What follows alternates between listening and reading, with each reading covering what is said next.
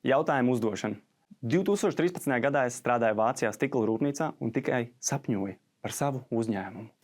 Mēs, aptuveni 15 ražošanas nodaļas darbinieki, katru dienu tīrījām, pulējām un līmējām kopā stiklus, ko pasūtīja juvelieru veikali, kuriem drošība ir pirmajā vietā. Viņi pirka tieši no mums, jo tik unikālas logu līmešanas metodas citur nebija. Uzņēmuma izveidotājs savas dzīves laikā bija izstrādājis tik labu līmes formulu, ka pat plānākos stiklus bija grūti sasist. Ik pa laikam notika stiklu izturības testēšana, un arī man bija iespēja mēģināt tur cirvi, caursist šo 16 mm plāno stiklu, kuru pirms tam bijām salīmējuši. Man bija nepieciešami vismaz 20 cirtieni, lai dabūtu dažu centimetru šauru caurumu, par kuru knapi iebāzt varētu pirkstu.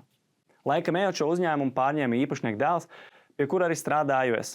Ap to laiku ikdienā biju sācis plānot apmaksāt hobiju saistībā ar filmēšanu un uzdevu sev jautājumu, kurš ir panākumiem bagātākais cilvēks, kuru pazīst. Sākumā man neviens nenāca prātā, jo no ģimenes, draugiem, paziņām neviens tāds nebija. Tad aizdomājos par stikla uzņēmumu vadītāju.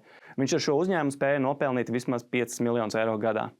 Mirkli apdomājot, sapratu, ka vēlos ar savu darbu devēju parunāties privāti, lai uzzinātu, kā viņš skatās uz pasauli. Tādēļ pēc pusdienu pauzes uzrunāju viņu ar lūgumu, vai mēs varētu kādu dienu satikties uz aptuveni stundu, jo man ir jautājumi par viņa panākumiem. Priekšnieks bija priecīgs dzirdēt, ka man ir šāda interese, un nospraudām tikšanos pēc 2 nedēļām. Visu laiku līdz tam es domāju par dažādiem jautājumiem, un ar Google meklēju visādas jautājumu uzdošanas metodas. Iepriekšējā dienā pirms mūsu tikšanās biju uzrakstījis uz lapiņas 8 jautājumus, kurus vēlējos bossam uzdot. Visvairāk atmiņā man ir palikusi atbilde uz šo vienu.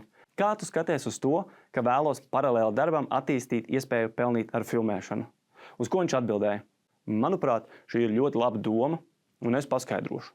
Tu joprojām strādā pie mums un pelni sev stabilu un paredzamo algu.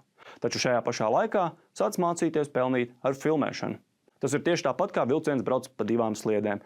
Viena finansiālā sliede tev ir pie mums, un otru tu paralēli sāksi veidot tā kā vēl vienu. Šis padoms man tik skaidri palicis atmiņā iespējams tāpēc, ka savu priekšnieku tomēr nepaklausīju un pēc pusgada aizgāju no darba, kā arī pārcēlos atpakaļ uz Latviju.